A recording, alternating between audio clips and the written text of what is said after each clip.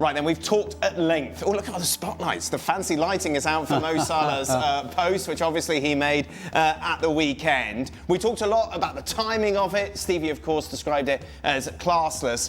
I want to go a little bit deeper in it as we welcome. Beth is with us, of course, our Liverpool correspondent. Don is still with us as well. Beth, I just want to talk, if I may, about who has liked this post. And as tedious as this is, surely it says a lot. The likes of Soboslai, Wirtz, Konate, Robertson, Ekitike, Frimpong. You've got Gakpo as well, Luis Diaz, lots of old players. It seems strange that for such a radical post from a player who is leaving the club, that it seems to have hit a nerve with so many players who are still involved with this team. And what does that tell us about what's going on in the dressing room? Yeah, well, the optics certainly don't look very good for Arne Slot. I mean, it's one thing having Salah put the post out, but as you say, to have, I think it's 12 current first team squad members to have liked the post is pretty damning. Now, listen, that's for the club to sort of find out what the intention was behind the players liking it, because you know what social media is like nowadays. You can just be scrolling through and you might just, you know, see a post from your friend and like it. It might be not necessarily an endorsement of what Salah has said, but it does feel pretty damning. And I mean, there's a point to be made. I think 6 of the players who liked it were on the pitch at Aston Villa on Friday night. So, you know, if they're talking about sort of standards not being good enough, then they probably need to look a little bit closer to home as well. But it is a worry. And I think there has been this sense for a little while now that the dressing room isn't as harmonious as it has been in previous seasons. And that's something that the club needs to look at, because ultimately, if the players aren't happy with the manager, and players should never be allowed to decide a manager's future, that should always come down to the people at the top of the club. But ultimately, those players have to be listened to. And if a large swathe of them, as it seems from this post, aren't happy with the direction the club's going in, then the hierarchy have to listen to those concerns. Let's talk about the hierarchy a little bit, shall we, Beth? I think everyone was quite stunned that there was no speculation, it seemed, around Liverpool, the media, about Slot's future when Xabi Alonso was being linked to Chelsea. Because from the outside looking in, we thought, well, maybe Chelsea's being used as a pawn for a bidding war. Maybe this is what's going to happen in the end. Xabi Alonso will make the move. But there doesn't seem to be, certainly what we've been hearing, any sort of murmurs about Arne Slot heading towards the exit according to the hierarchy, which seems strange when you've got clear infighting and just terrible football for the last few months on the pitch. Yeah, I mean, the messaging has been consistent throughout the season, you know, even in the midst of that really rough patch in the autumn when they lost 9 games in 12.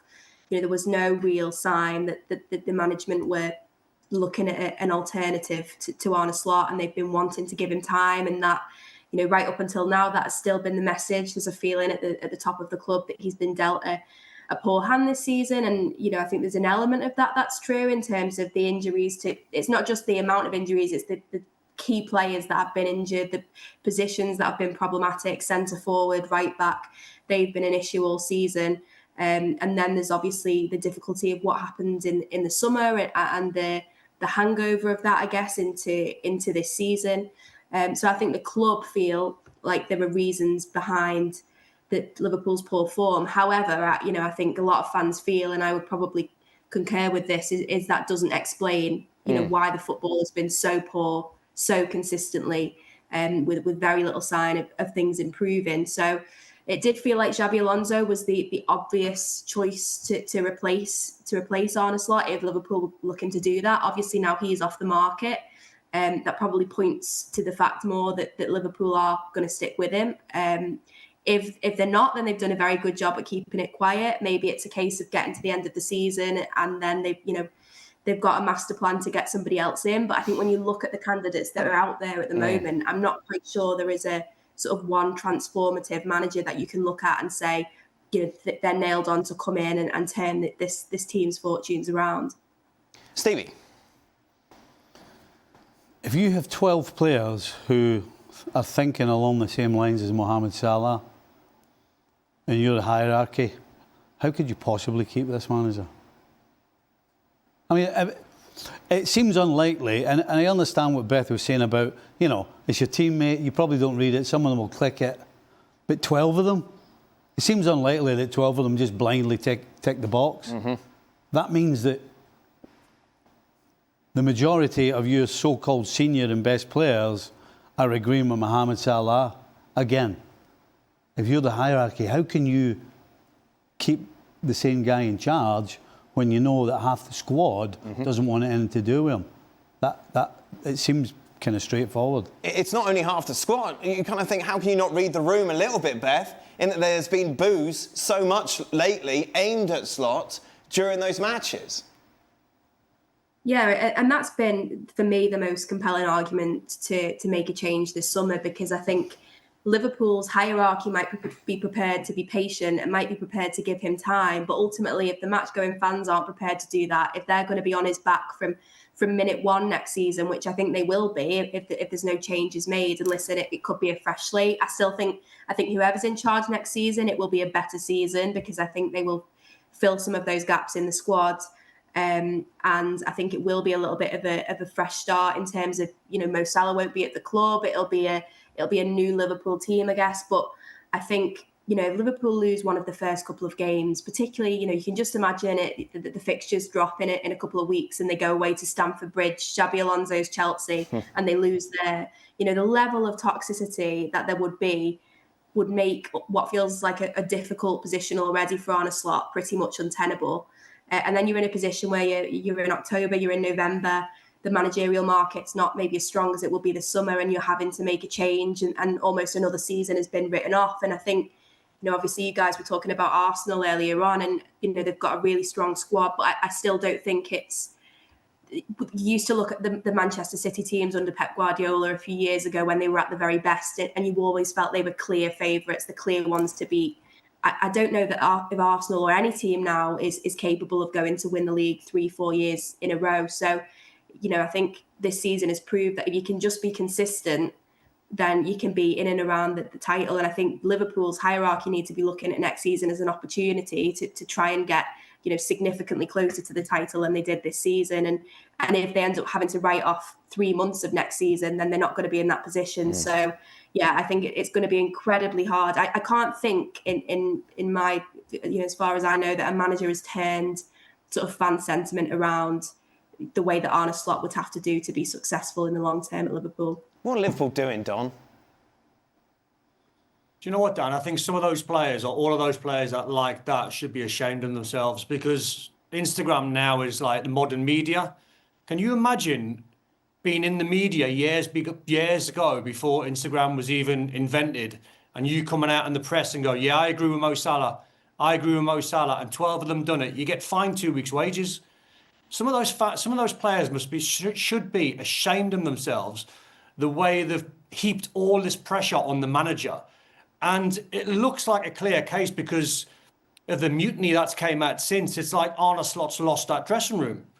It's just shambolic. It's very un-Liverpool-like. It's obviously the modern way because of social media and Instagram, the way they've liked the post. But, Curtis Jones coming out and liking Mo Salah's tweet and calling for heavy metal football. This is a guy under Jurgen Klopp that couldn't get a game because he took too many touches on the ball. So him claiming they should go back to heavy metal football, that was never in Curtis Jones's remit. He's a player that hogs the ball, wants to take too many touches. I find it very, very uncomfortable that the majority of this Liverpool dressing room could potentially cost their manager a job. It's all quite toxic, Shan. It is. It's really odd to sit here and kind of witness. On the one hand, I think back to a couple of years ago when Mo Salah had something to say or about Jurgen Klopp, when kind of suggested that Mo Salah might be on his way out.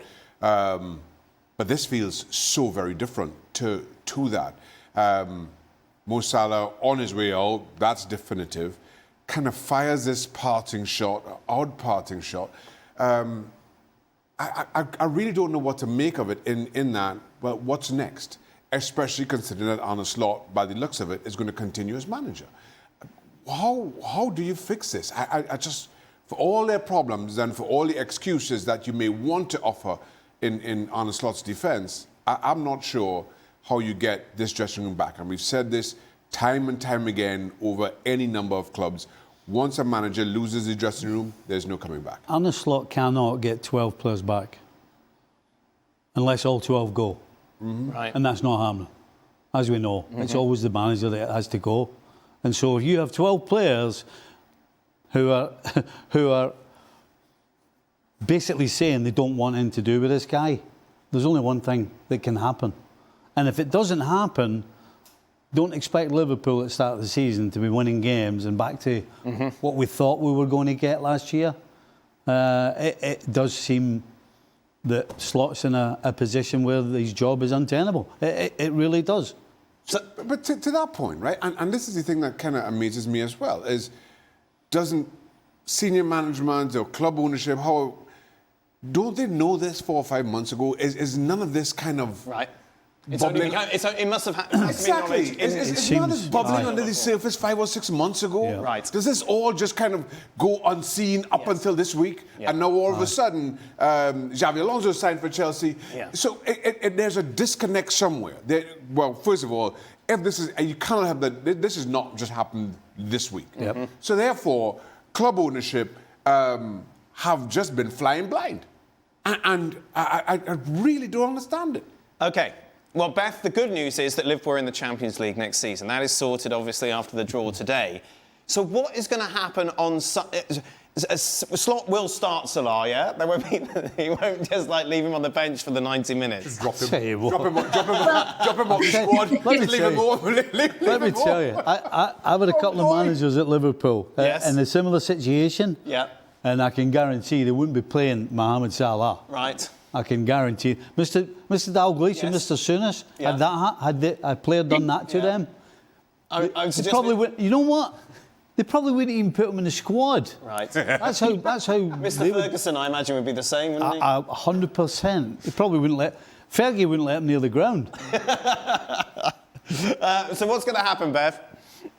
I think that the difficult thing for Arne Slot is he's got very little capital in terms of his standing within the fan base. So Mo Salah, in spite of what he's done, in spite of the fact that we may sit here and think it's wrong, he's absolutely adored by the Liverpool fans, and rightly so, because of what he's done over the past 9 years. So they're going to side with him, most of them. And if Arne Slot denies him or is seen to be denying him the chance to have his last farewell, Salah's not going to take that well, and possibly will say another few things that make Slot pretty uncomfortable. So I think Slot's just got to take the moral high ground here, let him have his moment. I think, to be fair, he's got an excuse not to start him because Salah was only back on the bench at Aston Villa, having been out with a muscle injury. So he might not start him anyway, purely for fitness reasons. I think now that there is less riding on the match, unless Liverpool get beat about 4 or 5-0, which wouldn't put it past them this season. It would probably be a fitting way for this season to end. But it's unlikely. It's unlikely that that's going to happen. So there's maybe less riding on it. I think, just going back to what you guys were saying though about the management and the people making the decisions and how have they not seen this. That's my biggest concern is that, Richard Hughes, who is the sporting director, and Michael Edwards, who is above him and helps with that decision making and works for FSG, but is still involved with Liverpool. Both of them, as Arne Slot does, only have 1 year left on their contract. And there's been a lot of speculation about Richard Hughes and his future, and the club insists that he's committed, but links to Saudi Arabia won't go away. And you do worry that, these people who are only sort of connected to the club for the short term, as things stand, are making long-term decisions that could have long-term ramifications about the club. We could be in a position where Richard Hughes isn't here to make the decision about a manager in October or November. So those are, it almost has to go above them. I think it needs to come down to people at FSG to look at the situation holistically and say, right, what's happening in the long term here? Because at the minute, it feels like there's so much uncertainty at Liverpool, and that's not helping anyone. One thing, though, is certain, and boy, is this a positive for the start of next season. You've seen this? What?